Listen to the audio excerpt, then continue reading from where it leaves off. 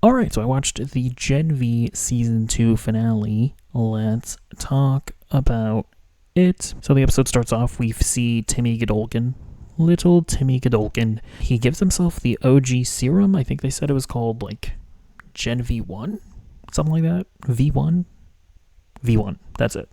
And they also reveal some lore about it, basically stating that it is specifically that serum that allows like the OG soups, like the Nazi one, like Jensen Ackles. I don't remember their names. Stormfront, that's her name. Jensen Ackles is called Soldier Boy. That's his name. And now Timmy Godolkin. That specifically allows them to not age, but it doesn't apply to people like the newer crop of soups like Homelander or A-Train or those types of people. So it is interesting to finally get like solid answers about that, because it is something that I've wondered about in the past. It felt very convenient that the old soups just so happen to not age. We see some more of Doug, as he's called, about how his time being taken over by Timmy Godolkin. Very sympathetic character. I'll just say again, it's a twist that I just was not expecting. So well done to Gen V. We also, I think the most interesting part of the episode was seeing Sister Sage and little Timmy Godolkin's relationship. Because, this whole time, they showed a Nazi room, right?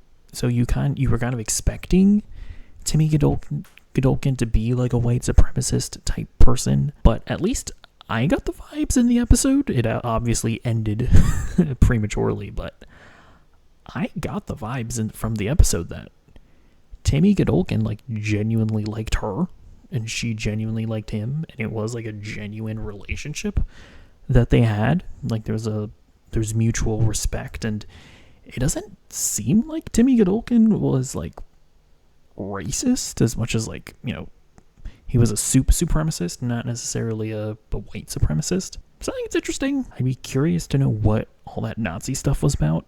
I guess it's possible that I don't know, like because of the time period that it was in, he was like around white supremacists, but maybe he himself wasn't one. I almost wonder if we're going to explore that in, because they're doing a Soldier Boy and Stormfront prequel series. That is a show that got greenlit, so I wonder if we're going to explore that there. But yeah, I just thought that was interesting that they didn't just go in the he's a Nazi direction. Like, let's be real, you would kind of expect a show like The Boys to do.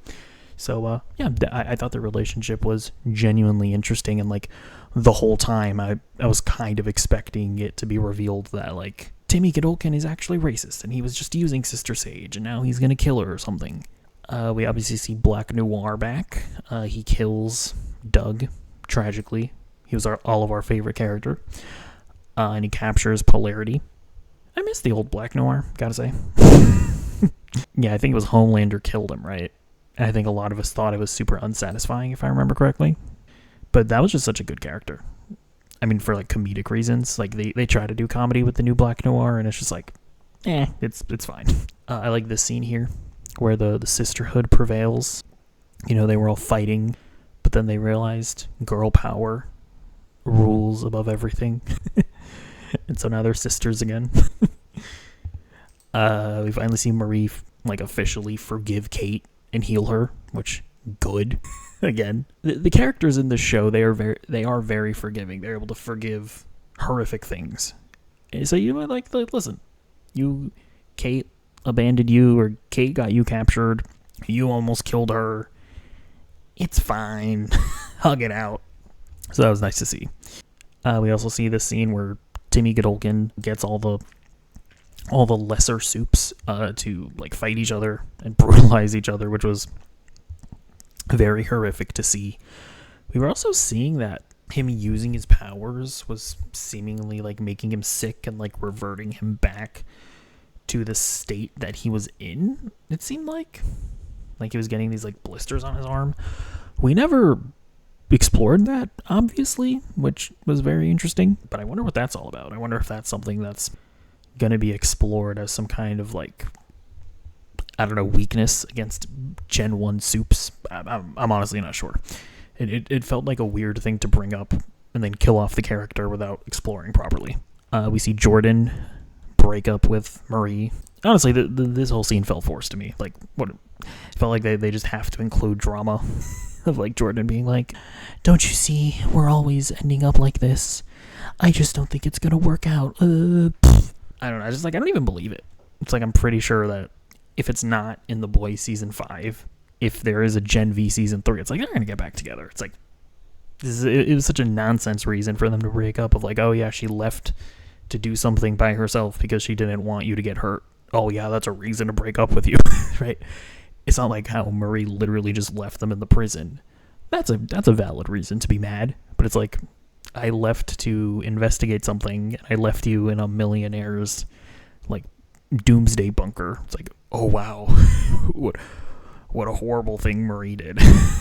So I don't know. I didn't love that part. I thought the final showdown with Timmy Godolkin and Marie was pretty satisfying.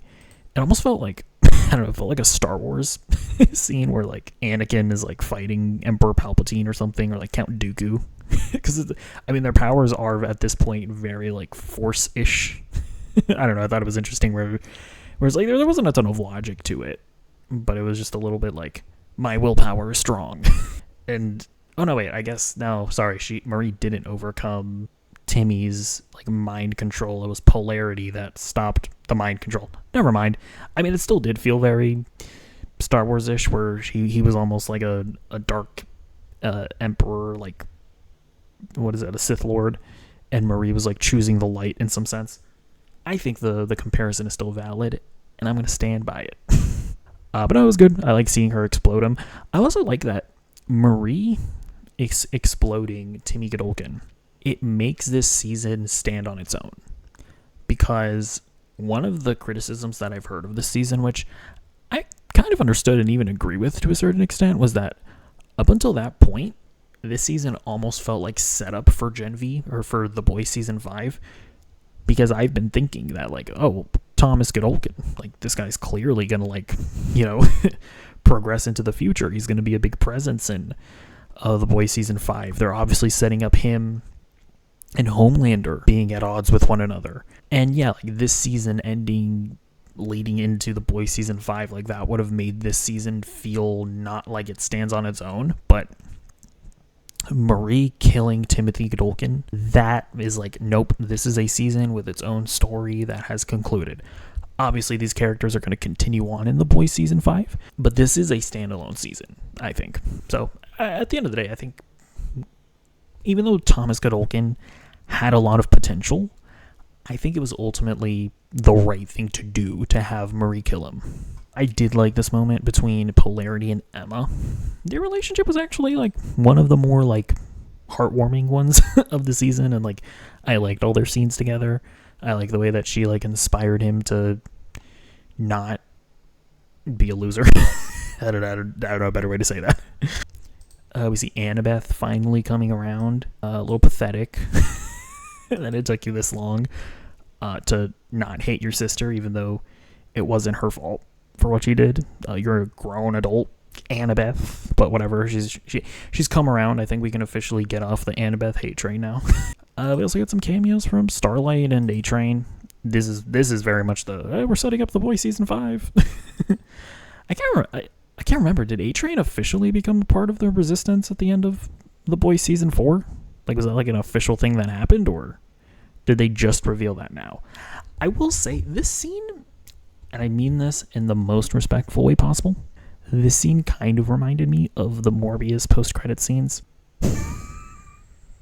Where it was like obvious that like Michael Keaton and Jared Leto were like not on the same soundstage, and they were like the interactions did not feel natural. This final scene kind of reminded me of that, of like, you guys are not in the same room.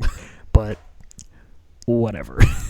It's fine. But yeah, overall, I think Gen V season 2 is very good. I think there were some genuine surprises. The story goes in directions that I was not predicting at all. All the stuff with Cypher and Thomas Godolkin and the twists and the turns I thought were very well done. As much as I give Annabeth flack at the end of the day, like Marie's whole storyline with her confronting her aunt, her finding Annabeth, Annabeth coming around like that. At the end of the day, like, it is heartwarming. Again, I mentioned I really like the stuff with Emma and Polarity. I thought that they handled the Andre stuff really well. Yeah, overall, good season. Let me know what you think in the comments down below, and I'll see you in the next video. Goodbye.